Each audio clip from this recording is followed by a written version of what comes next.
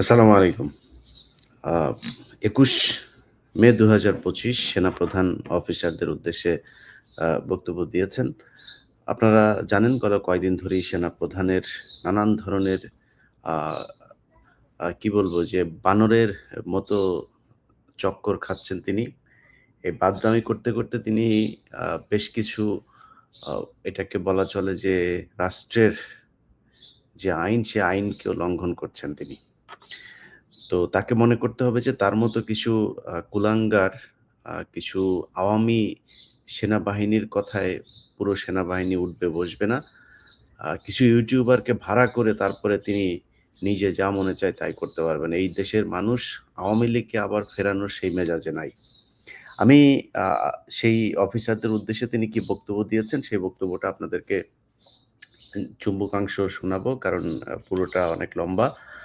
তার আগে কিছু কথা বলে নিই যে আচ্ছা আমি আমার মনে হয় সেনাপ্রধানের এই বক্তব্যটা আপনাদের আগে গুরুত্বপূর্ণ জায়গাগুলো শোনাই। সেটা হচ্ছে আ কর্তব্যরত অফিসারদের উদ্দেশ্যে সেনাপ্রধানের বক্তব্য ২১শে মে ২০২৫ কর্তব্যরত ব্যক্তি ব্যতীত দেশের সকল সেনানিবাস ও জাতিসংঘ মিশনে মোতায়েন সকল সেনা অফিসার এই অনুষ্ঠানে যোগদান করেন।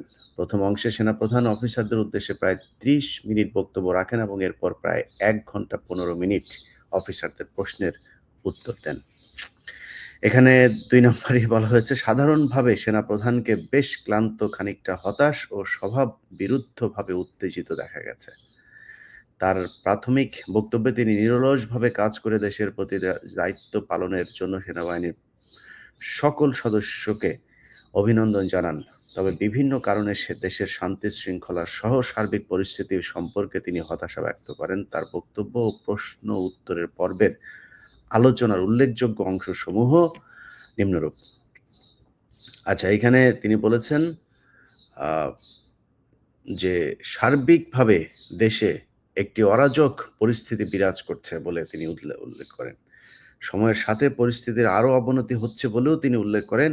আইনশৃঙ্খলা বাহিনী, বেসামরিক প্রশাসন সহ সকল সংস্থা ভেঙে পড়েছে এবং পুনর্গঠিত হতে পারছে না। শুধুমাত্র সশস্ত্র বাহিনী এখন পর্যন্ত টিকে আছে এবং দেশের স্থিতিশীলতা রক্ষায় কাজ করে যাচ্ছে বলে এই অংশটা খুবই গুরুত্বপূর্ণ। আজকের এই বক্তব্যটা দেওয়ার জন্যই তিনি গত ৯ মাস ধরে আপনাদের মনে আছে ১ম এ ঢাকা বিশ্ববিদ্যালয়ে একটা ছেলেকে পাগল সাজিয়ে তারপর মারা হলো। এরপরে সংঘবদ্ধভাবে আপনার ধর্ষণের ঘটনা ঘটলো। এই কয়দিন আগে ঢাকা বিশ্ববিদ্যালয়ে একজন শিক্ষার্থীকে মারা হলো যে কিনা আ বিএনপি সমর্থক একজন আ ছাত্র ছিল, অর্থাৎ ছাত্রদল সমর্থক। আ এখন এই যে ঘটনাগুলো ঘটিয়ে দেখেন কি করা হলো? ভিসির সাথে মুখোমুখি করা হলো বিএনপিকে। ঐদিকে আপনার ইয়েতে আসিফ মাহমুদের বিরুদ্ধে বিএনপিকে উস্কে দেওয়া হয়েছে সিটি কর্পোরেশনে ইশরাককে বসানোর জন্য। আমি মনে করি ইশরাক এখানে এই জোর জুলুম করে তারপরে বসার জন্য ইশরাক ছ্যাঁচড়ামো করে তারপরে সিটি কর্পোরেশনে বসার মতো ছেলে না। সামনে যদি মেয়র ইলেকশন হয়, কোনো নির্বাচিত সরকার হলে সেইভাবেও তার যাওয়ার সুযোগ আছে। কিন্তু তাকে উস্কে দিয়ে তারপরে আসিফ মাহমুদের বিরুদ্ধে লাগানো হয়েছে। এই জায়গায় একটা বড় ভূমিকা পালন করেছে আসিফ নজরুল। আমি অনেক কিছু আপনাদেরকে কার সাথে কথা হয়েছে সেগুলো উল্লেখ করছি না। তবে এইটুকু আমি আমার তাদের সাথে কথা বলে যেটা দেখেছি যে আসিফ নজরুল ২ দিকে ঢোলের তিনি বাড়ি দিয়েছেন। এই পক্ষকে উত্তেজিত করেছেন, এই পক্ষকে বলেছেন তুমি এটা করো। সো সে সরকারে থেকে ইশরাককে বসতে দেবে না এটা যেমন বলছে, সে আবার ইশরাককে বলছে যে এই সরকারে সে নাম ধরে কয়েকজনের কথা বলেছে যে এই ব্যক্তি নাকি ইশরাককে বসতে দিচ্ছে না। যে কারণে বিএনপি তাদের বিরুদ্ধে এখন ক্ষেপছে। তো এই কাজটা সেনাপ্রধান অনেক আগেই করতে চেয়েছে। অনেক আগে থেকেই চেষ্টা চালিয়ে যাচ্ছে। দেশে একটা অস্থিতিশীল পরিস্থিতি বিরাজ করুক এবং মানুষ ইউনূস সরকারের প্রতি একটা আ বিরূপ একটা পরিস্থিতি তৈরি করে তারপরে তাদেরকে সেনাবাহিনীর কাছে যাতে সারেন্ডার করে যে, "স্যার আপনারাই ক্ষমতা হাতে তুলে নেন।" এই চেষ্টা তিনি ৫ তারিখের আগে ৩ তারিখ থেকেই শুরু করেছে।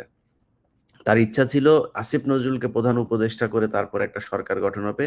আর আসিফ নজরুলকে দিয়ে তিনি যেভাবে চান সেভাবে করতে পারবেন। কিন্তু সেটা সম্ভব হয় নাই। আমি সরকারকে বলব অতি সত্বর ডিজিএফআই এর এই সোর্স আসিফ নজরুলকে দ্রুত সরকারের এই উপদেষ্টা থেকে বহিষ্কার করা হোক। তারপরে তিনি বলেছেন যে ৫ই আগস্ট হতে এ পর্যন্ত দেশের সার্বিক পরিস্থিতি স্থিতিশীল রাখতে সেনাবাহিনীর অক্লান্ত নিঃস্বার্থ ভূমিকা পালন করতে সেনাবাহিনী ও সেনাপ্রধানকে টার্গেট করা হচ্ছে বলে তিনি হতাশা ব্যক্ত করেন। সেনাবাহিনী ভালো করেন এই ৫ তারিখের পর থেকে। আপনারা সারা দেশে আপনাদেরকে ম্যাজিস্ট্রেসি পাওয়ার দেওয়া হয়েছে।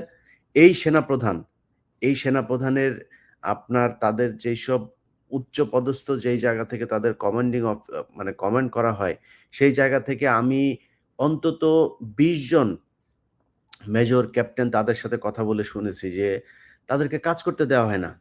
তারা কয় তারা বলছে, "ভাই আমাদেরকে রাস্তায় কেন নামিয়েছে আমরা জানি না। আমাদের সব পাওয়ার আছে কিন্তু আমাদেরকে কোনো কিছু" অস্ত্র উদ্ধার করতে পর্যন্ত তাদেরকে দেওয়া হয় না। অস্ত্র উদ্ধার করতে গেলে আমি দক্ষিণবঙ্গের যেকোনো একজন অফিসারের কাছ থেকে শুনেছিলাম যে, "ভাই আমরা অস্ত্র উদ্ধার করতে যাই, আমরা তো এটা আগে আমাদের রিপোর্ট করতে হয়।" এবং যেখানে রিপোর্ট করে এর বাইরে অন্য কেউ জানার কথা না। কিন্তু তারা অস্ত্র উদ্ধার করতে যখন যায়, যেয়ে দেখে যে ৫ মিনিট আগে, ৩ মিনিট আগে, ২ মিনিট আগে তিনি পলাতক। তার মানে যাদেরকে তারা রিপোর্ট করছে তার অফিসারদেরকে, তারা এটা জানিয়ে দিচ্ছেন যে, "এখান থেকে সরে যাও।" আওয়ামী লীগের এই লোকজনকে তারা এইভাবে বাঁচাচ্ছে। আচ্ছা, এরপরে বলা হয়েছে যে জাতিসংঘ কর্তৃক জুলাই-আগস্ট বিষয়ে যে প্রতিবেদন তৈরি করা হয়েছে তাতে সেনাবাহিনীর কোনো বক্তব্য নেওয়া হয়নি। ডক্টর ইউনূস এটা নিতে দেয় নাই জাতিসংঘকে। মানে জাতিসংঘ যেই রিপোর্ট দিয়েছে সেই রিপোর্ট সেনাপ্রধানের পছন্দ হয় নাই। উনার কাছে দিলে উনি আরেকটু সুন্দর কইরা করতেন। এইখানে সেনাবাহিনীর কোনো সমস্যা ছিল না, সেনাবাহিনী কোনো কিছু করে নাই, সেনাবাহিনী গুলি করে নাই, এগুলো জামাত শিবিরের লোকজন সেনাবাহিনীর পোশাক পরে, বিডিআর এর পোশাক পরে গুলি করেছে। এটা উনি বানায় ফেলতেন। যে কারণে উনার ওটা পছন্দ হয় নাই। তারপরে তিনি বলেছেন সংস্কারের বিষয়ে। তিনি সংস্কার চান। তবে তিনি যেভাবে চান, সেইভাবে এই সরকার করছেন না। তো তিনি কিভাবে চান সেটা আপনারা এই কয়দিন আগে একটা বক্তব্যে শুনেছেন যে, যেদিন আওয়ামী লীগ নিষিদ্ধের জন্য এই আন্দোলন হচ্ছিল শাহবাগে, যমুনার সামনে, সেদিন সেনাপ্রধান সশরীরে বঙ্গভবনে গিয়ে তারপরে বলে এসেছে যে আওয়ামী লীগকে নিষিদ্ধ করা যাবে না। ওয়াকারকে এটার জবাব দিতে হবে যে ওয়াকার আওয়ামী লীগকে নিষিদ্ধ না করার জন্য তার এত ইন্টারেস্ট কেন? এটা তাকে করতে হবে। তারপরে সে সরকারের এই সংস্কারের ভেতরে কয়দিন আগে আপনি হাসনাতকে আপনারা জানেন যে ডেকে নিয়ে যেয়ে তারপরে থ্রেট করা হয়েছে। যে তোমরা বেশি বুঝো না, বেশি ফাল পাইরো না, হ্যাঁ? সেই পোস্ট আপনারা দেখেছেন। যদিও সেটাকে পরবর্তীতে সার্জিস এবং আ অন্যান্যদেরকে দিয়ে এটা কিছুটা ব্যালেন্স করার চেষ্টা করেছে, সেটা তারা করতে বাধ্য হয়েছে। সেনাপ্রধানকে জবাব দিতে হবে, হাসনাতকে ডেকে নিয়ে আওয়ামী লীগ নিষিদ্ধ করা যাবে না, এই দায়িত্ব সেনাপ্রধানকে কে দিয়েছে? মানবিক করিডোরের মতো স্পর্শকাতর ও ঝুঁকিপূর্ণ সিদ্ধান্ত নেওয়ার এখতিয়ার বর্তমান সরকারের নেই বলে তিনি উল্লেখ করেন। তিনি বলেন, শুধুমাত্র একটি নির্বাচিত রাজনৈতিক সরকারই যথেষ্ট পদ্ধতি অনুসরণপূর্বক এরূপ সিদ্ধান্ত নিতে পারেন। তিনি করিডোরের বিশাল একজন বিরোধী মানুষ। সেনাপ্রধান, তোমার আম্মা শেখ হাসিনা এই পুরো বাংলাদেশটাই ইন্ডিয়ার করিডোর বানিয়ে রেখেছিল। এর আলাদা কোনো অস্তিত্ব পৃথিবীর বুকে ছিল না। এর পুরো সার্বভৌমত্ব স্বাধীনতা দখল করেছিল ভারত। তুমি কই ছিলাও? যেই জুলাই আগস্টে ছাত্রদের উপরে নির্যাতন করা হয়েছে, যে দেশের মানুষের উপর গুলি করে, সেখানে অসংখ্য ভারতীয় লোকজন এসে তারপরে ট্রেনে করে বর্ডার পার হয়ে এসে কিলিং মিশনে অংশ নিয়ে তারা সুন্দরভাবে বাংলাদেশ পার হয়ে গিয়েছে। তুমি কোথায় ছিলা? তোমার ক্যান্টনমেন্টে বসে তারপরে আসিফ নজরুল্লাহ তোমার অফিসাররা বসে এই ভারতীয় সেনাবাহিনীর গোয়েন্দা সংস্থার লোকজনের সাথে বৈঠক করেছে। কোথায় ছিলা তুমি তখন? তোমার এত সার্বভৌমত্বের প্রতি হইছে, তোমাকে ইউনুস না করছে নাকি পার্বত্য চট্টগ্রামে যায়া জেএসএস, ইউপিডিএফ এর সন্ত্রাসীদেরকে করতে? তুমি এখন প্রতি সপ্তাহে তোমার সেনাবাহিনীরে পোলাও খাইতে দাও। তুমি তোমার সেনাবাহিনীরে কনস্ট্রাকশন ব্যবসা ধরায় দিছো। তুমি এখন আসছো করিডোর। করিডোর নিয়ে আমরা কথা বলবো। এই দেশে যদি ডক্টর ইউনুস না, আমি আমেরিকায় বসে আছি। যদি আমেরিকাও যদি আমার দেশের জন্য আমারে যদি ফাঁসিও দেয়, যদি আমার দেশ দখল করতে যায়, আমরা কথা বলবো। আমরা এখনো বেঁচে আছি তো। তোমার মতো ২ নাম্বার টোকাই মার্কা দেশপ্রেমিক আমরা না তো। তুমি সারা বছর হাসিনার খায়া এই দেশের পুরো সার্বভৌমত্ব ভারতের হাতে দিয়া তুমি এখন করিডোর মারাইতে আসছো না? বাংলাদেশের বিমানবন্দর প্রতি বছর লোকসান হাজার কোটি টাকা তাদেরকে দিতে হয়। তো তোমার আমি কেন দিব? বিদেশি কোম্পানি আমি কোনো দেশ যদি নাকি আমি যদি টেন্ডার দেই, সেখানে বিদেশি বিভিন্ন কোম্পানি আসবে। সেই টেন্ডারে যারা পাবে তারা নেবে। আমার বন্দর ব্যবস্থাপনায় সমস্যা।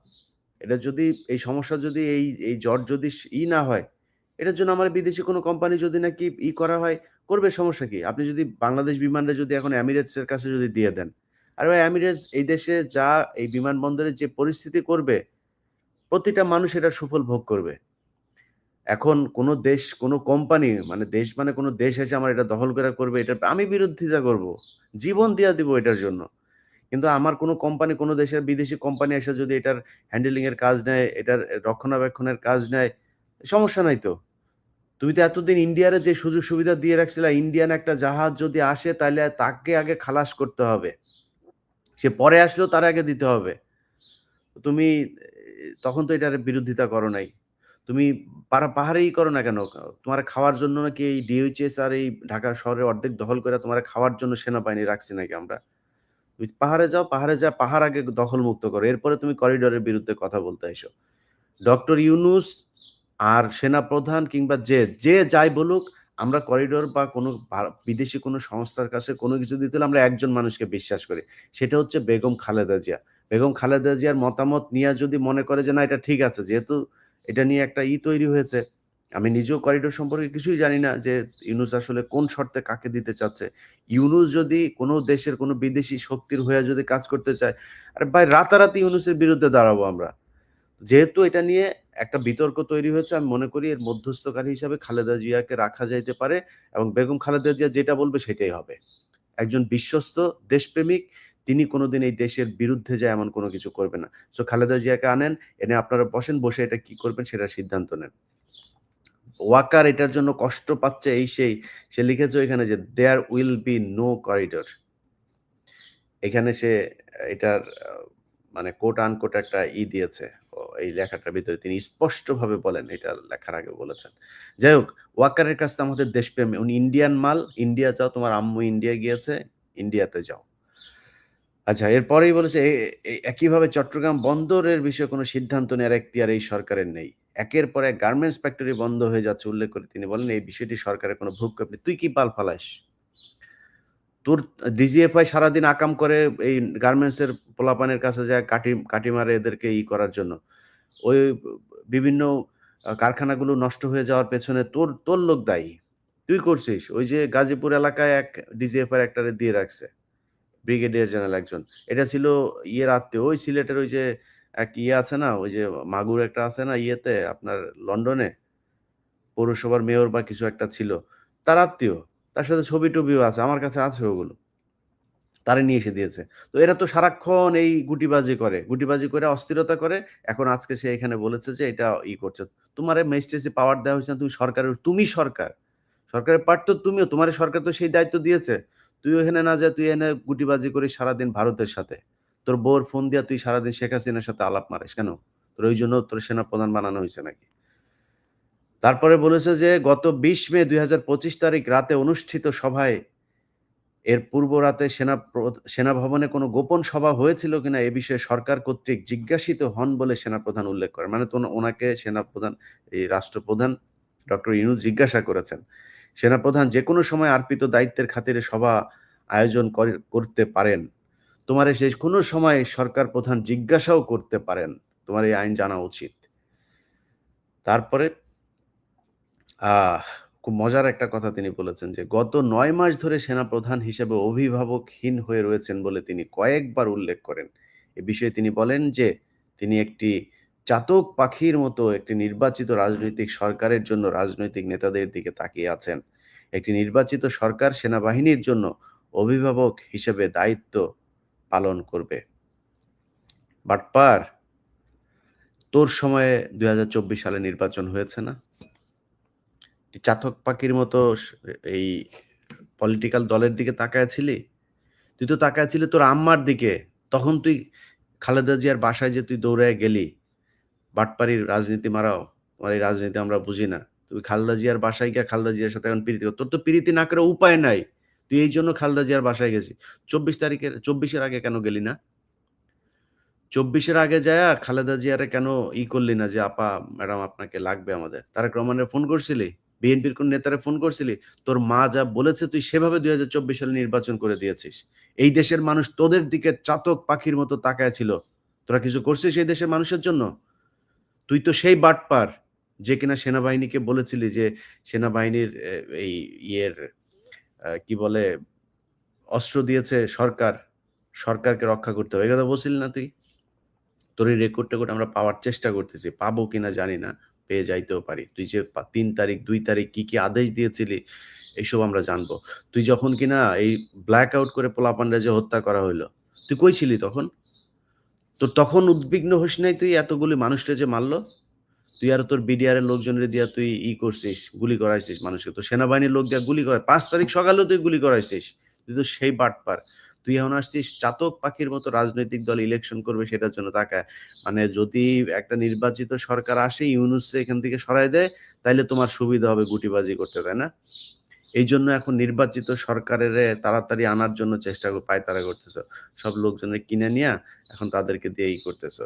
এগুলি আমরা খুব ভালো করে বুঝি। যাই হোক, প্রিয় দর্শক এরকম লম্বা বিশাল ফিরিস্তি আছে। আমি আপনাদের সামনে বিষয়টা খুব জরুরি। এইজন্য আ দ্রুত জানানোর চেষ্টা করলাম। বাংলাদেশের মানুষকে সজাগ থাকতে হবে।